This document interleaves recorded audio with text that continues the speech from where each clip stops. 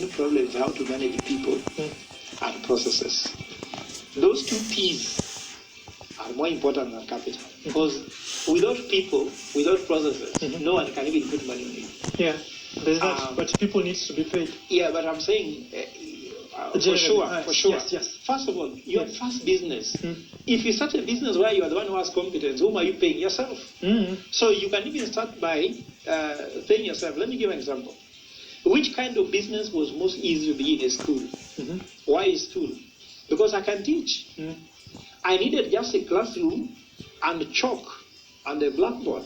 And that is why we talk about partnership. Have you heard about something called strategic partnership? Yes. You think about big time when you are media, standard media group, it looks a big thing. It's a small thing. Well, I just found someone who was having what's called a madrasa in Mombasa, teaching these, let's say, Islamic classes.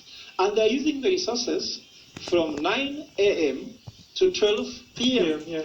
And from there, it was lying idle.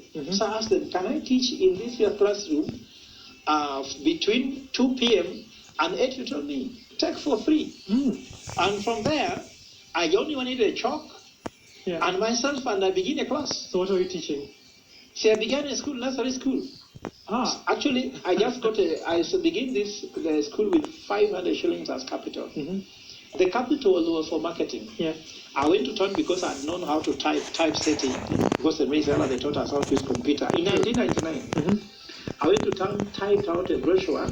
Then I was posting them on behind the door. That's a bit of a slum. The slum, that's why some people Which slum were you staying in? It's called Magongo Bokole.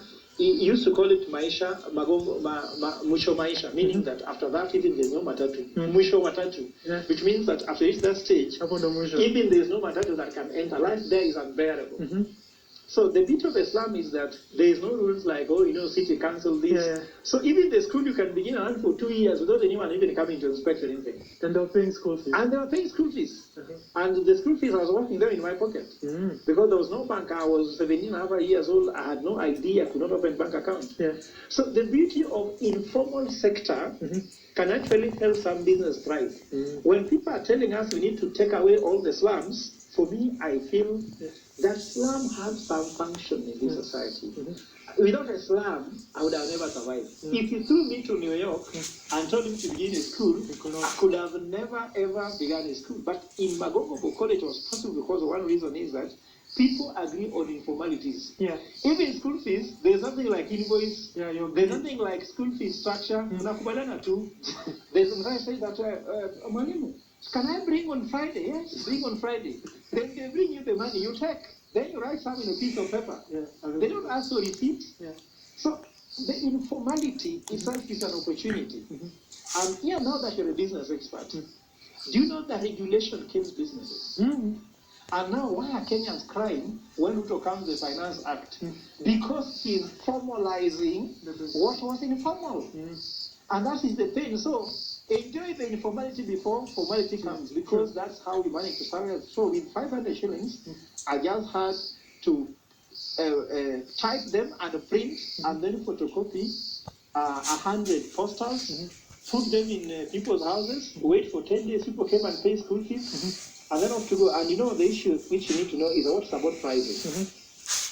Because how do you price school fees? You have not in Mombasa, you have not done any business, you're just a Form 4 leaver or dropout if you like. So I just went to a nearby school called Bombu Primary, and I found out that in Bombu Primary was a public school. In this public school, before you come in, the head teacher wanted you to give him 2,000 shillings. This was not receipted. This was given. But you see, school fees, you pay separately, which was 900 shillings. So I discovered that that was the only school around.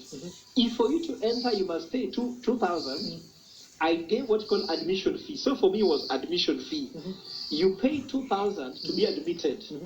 Then you pay 900 for school fees in the town. Imagine after those 10 days when I did the announcement, 25 children came and paid admission fee. That day I never slept in the corridor. And how much are you charging for school fees? 900 shillings. So 900 shillings? A term. Wow. Yes. The term is 3 months. Yes, 3 months, yes. Interesting. It's sustainable because I'm literally paying nothing. I have no rent to pay. And you're selling the gear to I'm the one teaching, so so long as I'm in class, we are earning money. Interesting. Then I got my sister was also teaching another school in Portuguese. She was not being a teller. My sister, come, we teach together. So Yeah, employed now. that school now has 1,320,000 pupils. It's sometimes the second best school in Mombasa. Interesting. With the capital of 500 shillings. What was important was to get the teachers and get the value proposition. What's value proposition? A value proposition is to address the unmet need. What was the unmet need? In Mombasa, when you went, all schools, children were speaking in Swahili to their parents in school, on the road, in church. So we came up with a school where you must speak English. So imagine, Ian, if the school in Mombasa, in Bokole, Magongo, in Islam, and the child can say, "Good night, Daddy." "I love you, Daddy." These ones were, let's say, yes, jaw-dropping moments for parents. So any child that was in a certain house, when this one, the child says, "Good night, mommy," and then when children are going to school, we tell them, we have to say bye to mommy. Bye, mommy. See you later, mommy. Not even that English you are speaking a whole sentence, just those ones. Another parent watching a child saying, "Good night, mommy." Tomorrow, that is my admission. Interesting. And the school expanded this about 4 years later. I was able to buy a plot, buy a building, build a proper school with all the facilities required, and register the school and the story for now. Interesting. And there's something that you mentioned there whereby you started off from zero, whereby you're sleeping in the street, you saw this particular idea, you exploited it. And that's where most entrepreneurs are. But the biggest challenge is now that exponential growth. Whereby you had 25 children, now you have 1,000. What are some of the strategies when you look back that you did that were right, that enabled you to get to where you are, that most entrepreneurs don't do it? Because I know most entrepreneurs, they start small and you remain in a small mindset and still maintain that. What did you do right? What are some of the strategies you put into place to enable you to get there? Yeah, you see, Ian, I think that is even in this book here. Most entrepreneurs begin the business prepared for failure, but not prepared for success. True. That's why when they succeed in the first step, they remain there. Yes, you're surprised. Yeah, you see, however, remember where you grew up, I don't know where you grew up, but there must have been a mama mboga who was selling vegetables, onions and tomatoes, and you go back 10 years later, they're just still selling onions, vegetables, isn't it? Yes. When they began, they said, if I fail, I'll look for another job. But they didn't know if they succeed, what they'll do. So that mentality is the mentality. World-class wealth begins in world-class thinking. So when you're thinking,